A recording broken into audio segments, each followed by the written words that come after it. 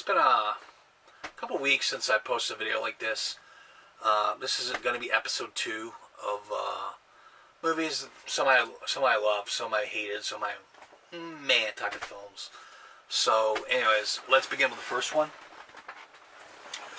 The most inspiring film that I've seen in so many years. Coach Carter and all that. It's about the story about Ken Carter becomes a coach for a basketball team in high school called the Oilers. Pretty much the kids are rambunctious. They just really don't care about anything. And it's him coming to them and all that and saying, you can be better than this. You can do better in life. You can, all sorts of things. So, yeah, I can't say too much about the film because I just want everybody to watch it. The direction of the film, and Samuel L. Jackson's really amazing performance that just really pretty much changed a lot of these kids' attitude and their lives and everything. And at the end, just really shows where a lot of these kids went after that, because the school never really gave a damn about them. They just really played basketball. They failed whatsoever. Nobody gave them a hope and all that. But Ken Carter actually had hope for these kids. Just really, this movie right here should be watched in school. Why? Because it's so inspiring that you can be the shittiest student or the shittiest school ever, but if you have the passion and the knowledge and the passion and everything to either teach basketball, teach math, French and all that, if you have a passion to teach, you could probably lead a lot of students to a lot better places than they think they can go to and all that. So it begins on the streets and ends here. So yeah. Deja Vu, decent little flick, nothing amazing, so nothing too much to say about it. So Payback, pretty much partner or good friend and all that, double crosses him one day and steals his entire half of his money. They think they killed him, but he comes back and he wants his money. So yeah, he'll do anything. He'll kill anybody. He'll pretty much fuck anybody over to get his money. He doesn't give a damn about the $130,000 that you want to give him. He just pretty much wants his $70,000. So yeah, good little flick. I don't know if the theatrical edition of this is less violent, but this is brutal. Like, awesome little flick. If you were to get the film Payback, get the straight up director's cut. Is so good. Rounders, pretty much about a movie about playing cards and all that. Matt Damon, trying to make money and all that to help his friend, since he's been out of prison and all that, because he's in a lot of doo-doo, a lot of shit. With certain people in town. He owes them a lot of money, so yeah. That's pretty much what I can say about the film. The next one is Mark for Death. Pretty decent little film, Steven Seagal. Really weak compared to a lot of his other classics, like Hard to Kill and so many others and all that. To me, honestly, they could have made the Jamaicans a lot more vicious and violent than they were. So yeah, Just pretty much, he's a cop and all that, and trying to stop the Jamaicans from pretty much taking over the town and all that. Yeah, just sometimes really brutal, but it's a little weak compared to a lot of his other classics and all that. Marked for Death.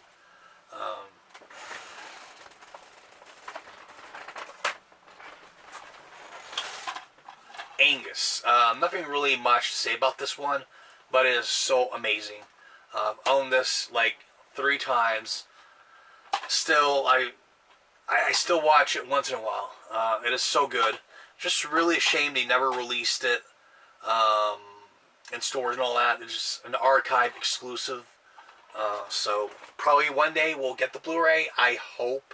I'm crossing my fingers that one day we get a commentary by Charlie Talbert and all that, and a lot of the actors and such. So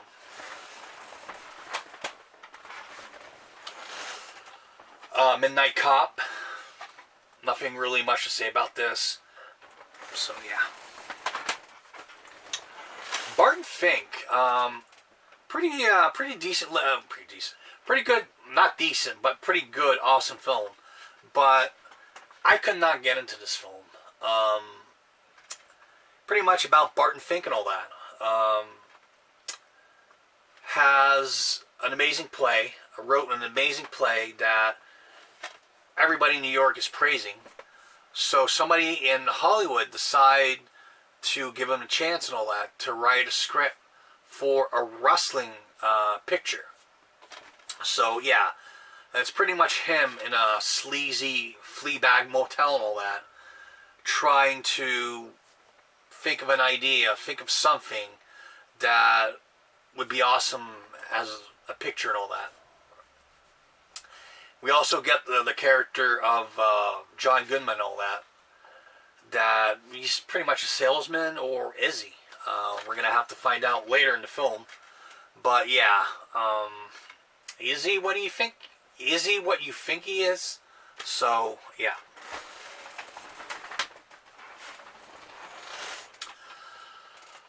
Tower of Terror. So, yeah. Nothing really much to say about this one, but pretty good little flick. Love Steve Guttenberg and all that since the Police Academy films. Bullethead. Another really good little flick. Low budget, well, not low budget, but pretty much the environment is a warehouse and all that. A lot of it is the warehouse situated there.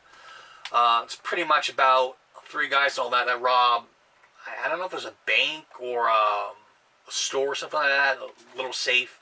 So it's pretty much them in the warehouse waiting for somebody to help them open the safe so they can take the money. So yeah, it's them trying to survive a big vicious dog. So, and Antonio Banderas and all that is amazing in this. And certainly the 20-25 minutes of the film, his cold, deadly face,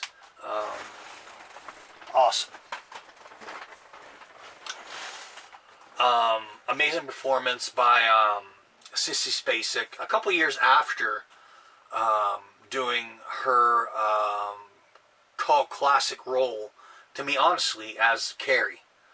And I'll be honest, the original Carrie, I love a heck of a lot more than the remake. The remake is good, but I don't know, something about the original one just really, I don't know, just really clicks to me. But anyways, nominated for 7 Academy Awards, including Best Picture. So, but yeah, Sissy Spacek plays Loretta Lynn and all that. Her ups and downs in her life. It's pretty much about a Southern girl and all that. 14-year-old Southern girl that pretty much gets married. And her husband, played by Tommy Lee Jones, one day buys her a guitar and forces her to play in a bar or place to dance or whatsoever. And yeah, it's them also in the film. Certainly, her husband is dead set on her becoming a country star. So they decide to make a record and all that and give it to all the radio stations. I think it was in Washington or something like that. So yeah, so she goes to the Grand Ole Opry and all that, and yeah, becomes a big star. She befriends, which I can't remember what her name was. Was it? No, Peggy. I can't remember what her name was, but she became good friends with her. A big megastar in country back then. So yeah, like I said, it's the ups and downs of her career and everything. Pretty awesome little flick. Yeah.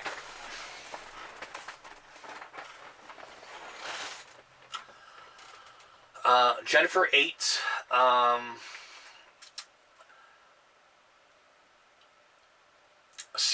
Not a serial killer, but a killer and all that. A sick individual that pretty much kills blind young girls. So yeah. And Andy Garcia plays a detective that is pretty much obsessed with that. And one day he's accused of killing his partner. And it's up to him to try to find a killer that he knows exists, but nobody believes him. But John Malkovich, I'll give him that. John Malkovich does an awesome performance as not the DA. No, not the DA. I can't remember what character he plays whatsoever, but it's pretty much in a police station and everything. you pretty much, you did it. Tell me you did it. Or something like that. But yeah, awesome little flick. I'm so happy about this one. The Circus. Charlie Chaplin. 1928, I think there's a the Kid, and I can't remember the other ones after that he did, but I don't know how many still need to be released of a lot of his movies, but I hope one day that Criterion releases shorts from the 1914s and 15s and beyond, before he really started to make movies and all that. So yeah.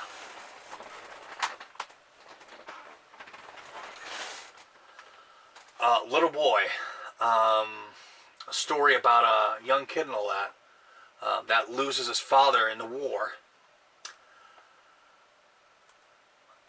Yeah, pretty much him trying to live day by day. And probably one of my all-time favorite scenes in this is when he really tries to, well, he succeeds in all that, tried to fight his bully in this film. Pretty much a big kid and all that just really calls him Little Boy. And yeah, just pretty much picks on him and everything, and nobody really does anything. So one day he just pretty much decides that he had enough. So yeah. And he also befriends a Japanese man and all that has been living there in the States for, I think, 40 years, before World War II and all that. Before,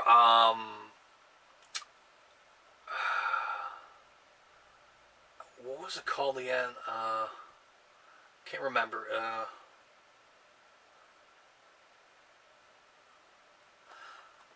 The bombing of the Japanese did, can't remember. And then they dropped two atomic bombs on Hiroshima and Nagasaki in the 1940s. So yeah, there's a lot of racism against him and all that. Everybody in town hates him. So, and everybody is PO'd at the Little Boy and all that to have the nerves to befriend a Japanese man and all that. because of the war and everything. So this one right here has to be at least in my top 5 favorite films that I've watched. This one right here was so awesome. The Three Faces of Eve. It's pretty much about Eve. What's her? Eve White. Pretty much has 2 personalities and all that. One that is housewife and all that, and the other one is like sexualized and crazy and not crazy like murderous and all that, but I mean like crazy, want to have fun and everything. And later on we get another one, third personality and all that, in which I think she created, or a lot of the things that happened to her when she was younger and all that manifests. So yeah, it's pretty much about her just trying to defeat that and all that, just to make sure that she can live a normal life and such. It's pretty much about her and all that. Nothing really much I can say too much about, but yeah, probably the second like her second subconscious or stuff like that. I think I like it a heck of a lot more than her 2 other ones, because she's like crazier, sexier and everything, and she just really has no care and such. But yeah,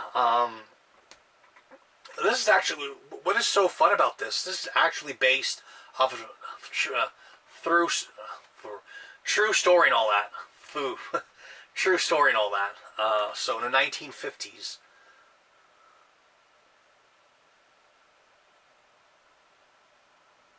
Wow, the film is based on the real-life story of South Carolina woman who ultimately manifested 22 different personalities over her lifetime. So, yeah, wow. To be honest, I really did not give this movie justice for what it was. It was so awesome.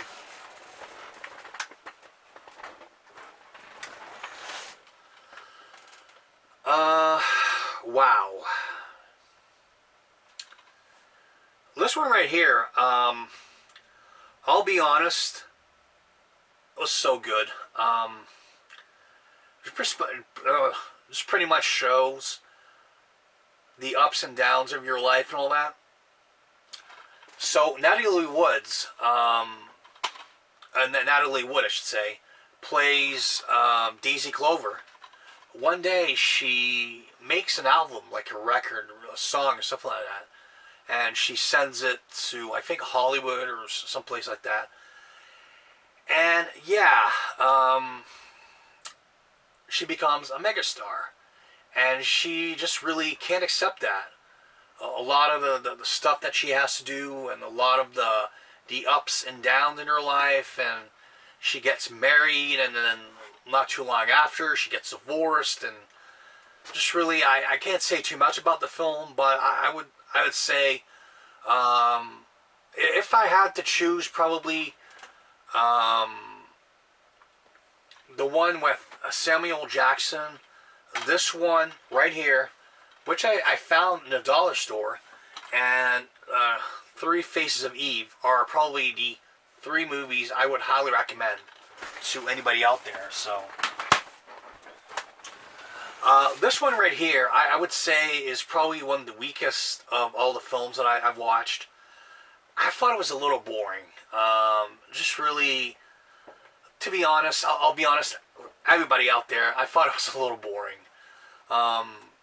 It's pretty much a team 20 years prior won a basketball basketball trophy and all that, and it's just really them talking about about their past, talking about a lot of their problems and everything. So yeah, I don't know. There's nothing really interesting happening in this film, other than the end and all that. I don't know. I thought it was a little boring. So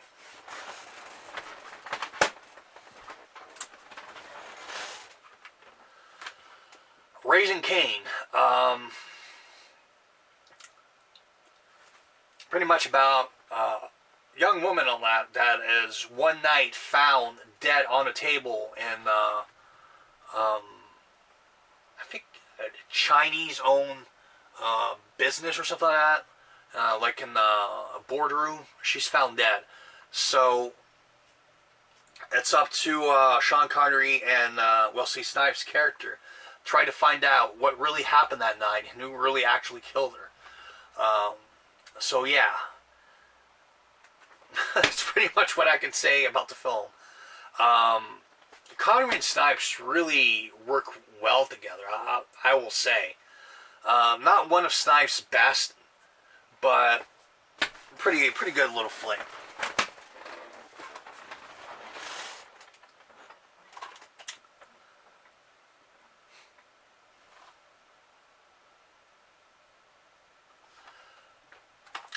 Reach Me, so yeah.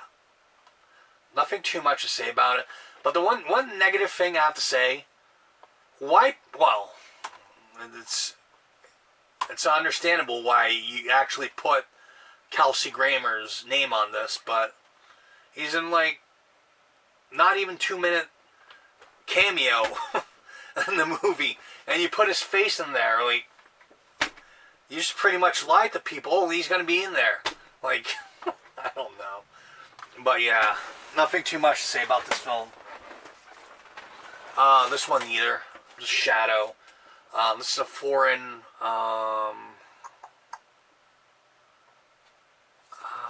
is it this?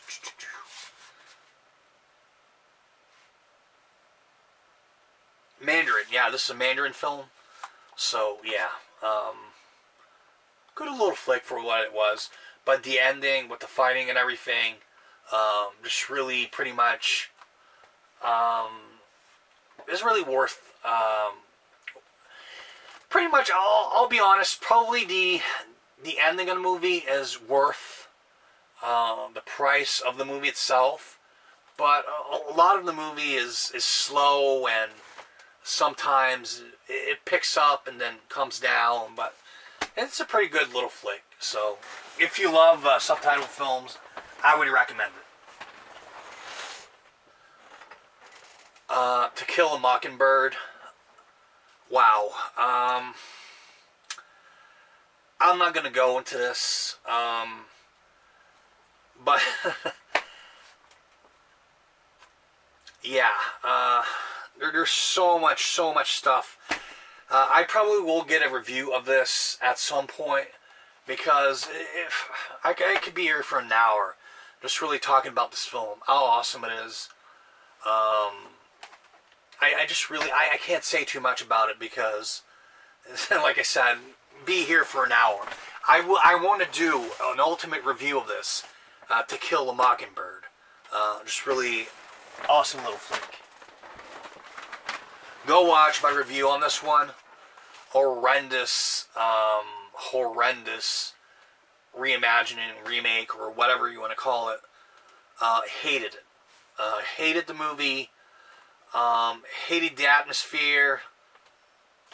So yeah.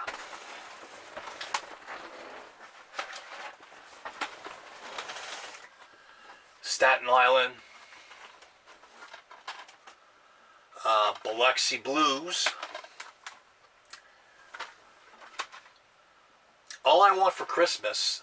Actually watched a Christmas movie in September, I think, or last month. But yeah,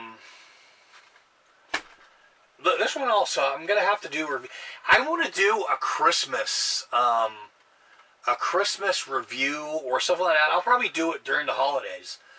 Probably do a Christmas review of all sorts of different weird Christmas films that I own. And the last last but not least, probably one of the weirdest and a lot of TNA in this. Mr. Miyagi. Oh my god. Pat Morita. Pat Morita pretty much plays, how could I say this? A crime boss, yeah. And finds out that these two women are agents and all that. So he challenges them to try to defeat, I think, 6 of his most dangerous people and all that, all over the world. So yeah, Do or Die, an Andy Sedaris film. I'll be honest, it's a pretty cool film. Pretty cool film for what it is. Just really weird seeing Pat Morita. Damn it, I'm talking French. Pat Morita. Wow. Talking French. Pat Morita and all that in this. After watching The Karate Kid, you're gonna think, okay, what is Mr. Miyagi doing this? Just really the late great Mr. Miyagi and all that. But yeah. Anyways, I hope a lot of you people out there enjoyed this video.